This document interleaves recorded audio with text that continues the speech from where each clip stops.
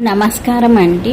మీరు ఎప్పుడైనా షాప్కి వెళ్ళినప్పుడు బిల్ పే చేసే ముందు మీ శ్వాసను చెక్ చేసుకోండి.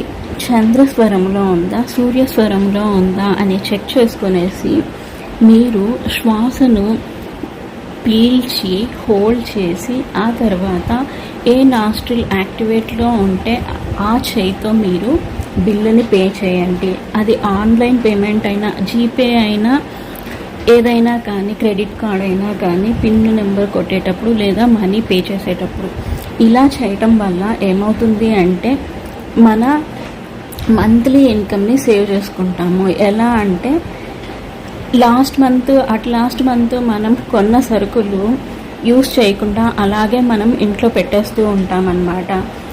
మనం ఇలా చేయటం వల్ల అన్నెసెసరీగా మనకి అవసరం లేని వస్తువులని మనం కొనము. అలా